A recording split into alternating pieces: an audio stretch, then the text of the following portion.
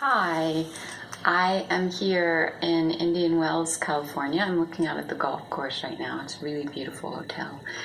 And I just finished up a Joe Dispenza advanced workshop. And I've been wanting to talk about Joe Dispenza anyway and the work I've been doing with him and his meditations.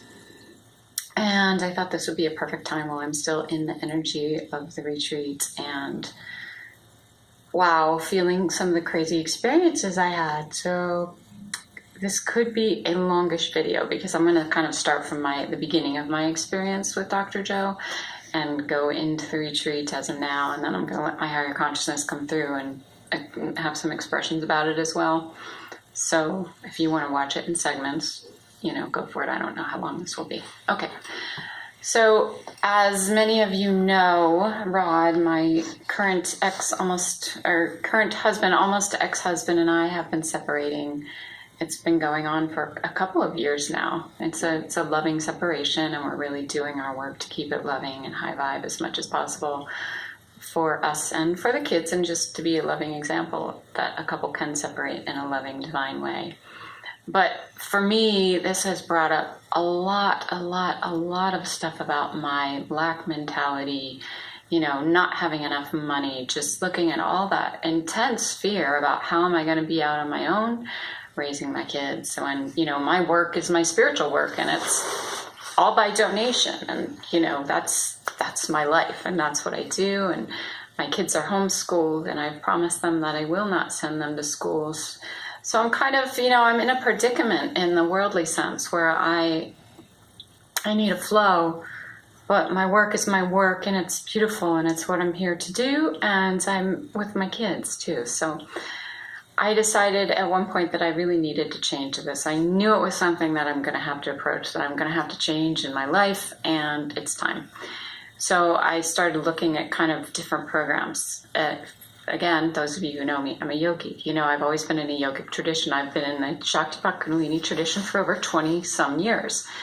And so I haven't really gotten into anybody else's work or looked at the way other people are doing things. But that just, for whatever reason, wasn't working for me financially. It hasn't, or the way that I've approached it, it just hasn't opened that up for me. So in my prayers of asking, how am I going to do this? How am I going to, start creating a flow for myself? I came across Dr. Joe Dispenza. Now, I had seen him for years earlier, and I was aware of his scientific research with kind of the brain when you meditate, and I was always really interested in that. And I would tell the more scientifically minded people, go check this guy out, because if you need proof about meditation, this is your proof. Right? But that's all I knew about him. But I think it was an email from Hay House that said something, Dr. Joe's online workshop, and something made me believe that it could help me overcome this lack mentality thing I have going on. So I did it and I went full in. I do that. I go full in. When I commit to something, I commit. I commit it fully. And I started doing this hours every morning between listening to the workshops and doing my meditations and everything else. I just started doing this hours every morning, and I made some goals for myself. And one was that I was going to go to a progressive workshop, his kind of the beginner workshop. And I just decided that I needed to be there in the presence of him. And I felt something really special about him. I started to feel that at that time, that this was not just some scientific guy doing research. There was something really, really that was touching me on a deep level. And I wanted to go explore that. And I knew people were having absolutely amazing experiences with his workshop, not just like healing their bodies physically and, manifesting things that they want, but really deep mystical experiences. And he has told about several of his deep mystical experiences. So that turned me on even more. So I decided to go to this progressive. Now, I had no idea how this was going to happen.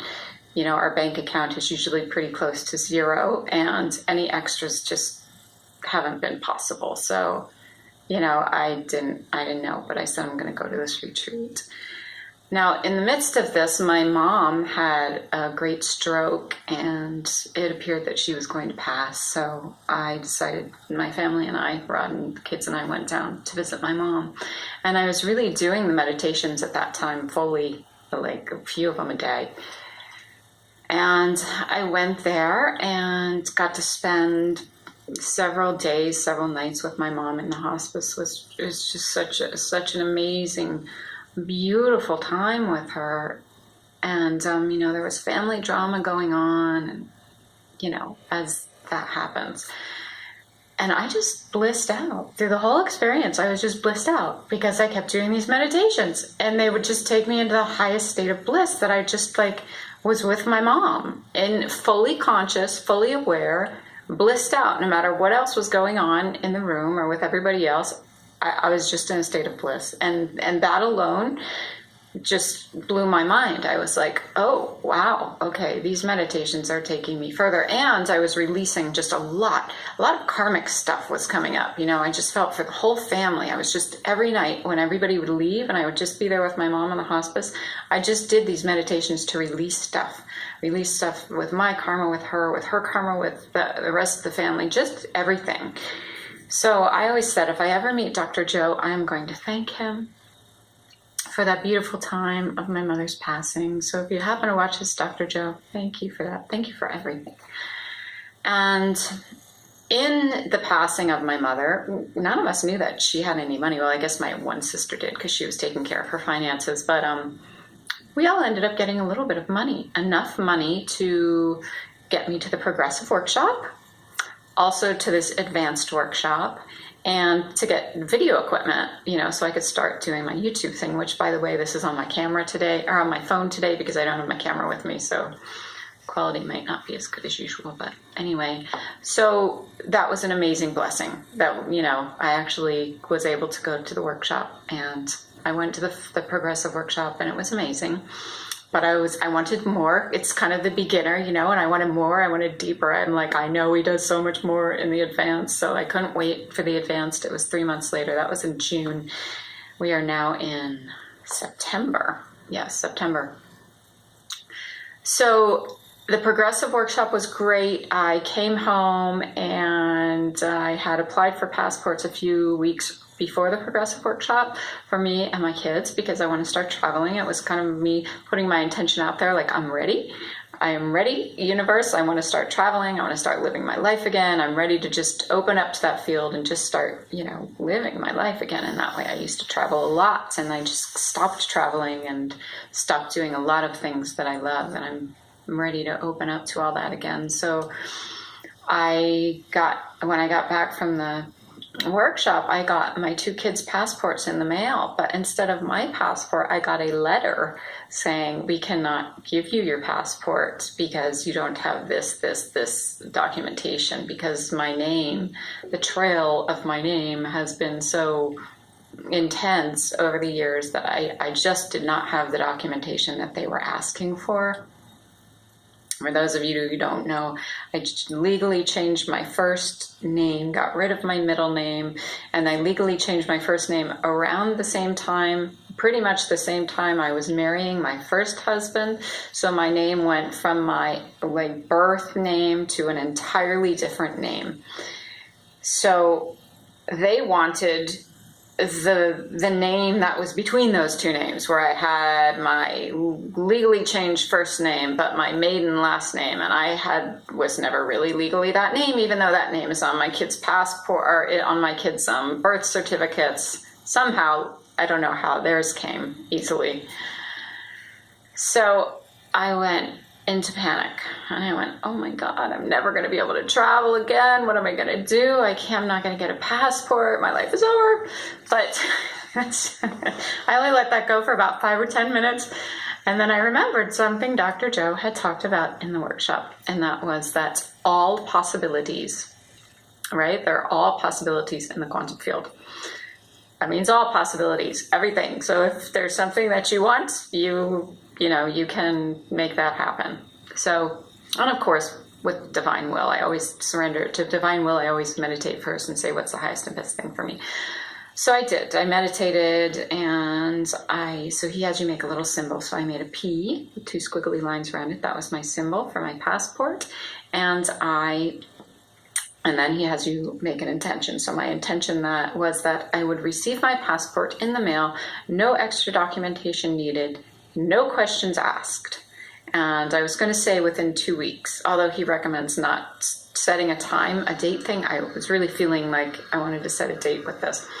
But I meditated on it, and I got 2.5 weeks. So I figured out the date, that would have been July 1st, 2017. So I will receive my passport in the mail by July 1st, 2017. And I meditated on that little symbol every single day, and everything that came up, all the doubts, all the like, oh my God, this is never going to happen. You're crazy. This is nuts. This is a government. They don't concede on this kind of stuff. Got through it all, and I worked out a lot of stuff that I didn't even realize was in there. And so that whole week, I'm kind of nervously opening the mailbox. Is it there? Is it there? Wasn't there? And then I'm half expecting to get another letter back from them or get my old passport back from them or something, But I kept the focus and I kept the vision. I kept, nope, I'm going to open that mail and I am going to receive my passport. So on July 1st, I go out there and I'm all nervous. I open the mailbox. And there's an envelope, and I opened it, and it was my passport. So I received it, and I created it. And that, to me, was just miraculous, because that was proof to me, like, okay, yes, you can do this. You can create your reality. Yes, this is possible, because that was a small miracle, or even a big miracle. I've never had luck with, overcoming government kind of stuff like that. So that was amazing. So, jump ahead 3 months later, I have been doing the work intensely. I'm talking like 4 hours, 4 to 4.5 hours every morning of doing these meditations. And some are for clearing, some are for, manifesting, some are for just getting into the, blessing your energy centers or your chakras. And I just do them. I'm religious about it. I do them every single morning, and I've really been looking forward to this retreat. So here I am at the retreat in Indian Wells, and so there's one meditation that they do, which is 4.5 hours. It's on the last day, which is today. So we did it this morning at 4 o'clock in the morning, because that's when the pineal gland is most awake, or something like that. I get mixed up in the scientific stuff. And that was the big buildup. Was this meditation. I was really excited about that. But the first day, I had trouble getting, so he does scientific testing at these advanced retreats where they test your brain, they test your heart, they do all kinds of different testing to prove how this stuff is really working. And it's kind of miraculous. It's really miraculous what people are doing in 4 days of doing his work. It's incredible. If you should research it and look at some of the testimonials of what's happening if you're interested. But I hadn't been able to sign up for scientific testing before I got here, because there was a mix-up with the email. So when I got here, they had some heart math where you wear a heart monitor things open. And I had asked, and I was here all day Wednesday, and they were kind of doing like registration all day Wednesday. So I just sat in my room and meditated pretty much from 4 a.m. until afternoon. And I meditated, what time should I go down? And I'll go down around 3 to register. So I did. And I said, is there any scientific testing left open? And they said, well, the heart math is open, and that starts at 3. I was like, oh, okay, perfect. So I got this heart monitor on. And, I was really wanting to be near Dr. Joe at some point during the retreat, because I wanted to feel his energy. I just think there's, something there with him that just expands the energy so big that I wanted to be near him. I wanted to be, because these events are like 700-800 people. They're big. So the very first day, all the people with the heart monitors got to sit in the front 4 rows, and I sat in the front row directly in front of him. So I got my wish. I was directly in front of him, and those first meditations that day were so intense, so heart-opening for me to just be able to sit there and bathe in his energy. He sits in the front and he does these guided meditations, and I was just right there in his energy, and my heart felt like it was exploding, and I just felt like I was having an orgasm in my heart is the best way to describe it. So now, yes, I've been in the Kundalini Shakti tradition for 20 some years, and yes, I've had those kinds of experiences, but this was just an amazing thing to experience with this person. Now although he does awaken the Kundalini, he does it in a different kind of a way, and I don't see the same manifestations that are going on there, so I had to hold those back a bit. I could see that wasn't what was happening there. That was my only thing that was a little bit weird, but everything else was amazing. People were definitely getting forms of kriyas, like crying and shaking and, outbursts, things like that. So you could definitely see that the movement was there and was happening. So that first day was all really heart-centered meditation and beautiful, and I got to be in close proximity of him, which was, I just really, really, really loved that. Funny thing is, the next 3 days, I think, so you pull a little coin to see where you're going to sit, and the next 3 days I was like all the way in the back, all the way on the opposite side, so it's really far away from him, but it was okay. It was all good because the energy in the room was so high. So that was Thursday. Friday morning, so then Friday and Saturday morning we did these walking meditations, and that was completely unexpected how amazing that was for me. I'd never done. Morning we did this walking meditation, and I had an amazing experience where you kind of close your eyes and you start envisioning your future, and I think that's what happened. It just started happening for me. I wasn't even trying, and I was on my new property, and it was like the love of my life was there with me, and the energy was so real and so palpable, and I could feel his breath, and we were dancing around together, and I don't know, it was an extremely real experience. It was like I was there in the experience, so that was amazing. Then Saturday morning Saturday was quite a day. Saturday morning we did another walking meditation. Oh my goodness, so this one was a little bit different. And we're out here walking on the golf course in Indian Wells, California, and so those of you who know me, I'm a yogi, right? I never had experiences with extraterrestrials or mystical beings in that way. It's always yogis for me. It's always been yogis. So the unicorns came to me as I was walking.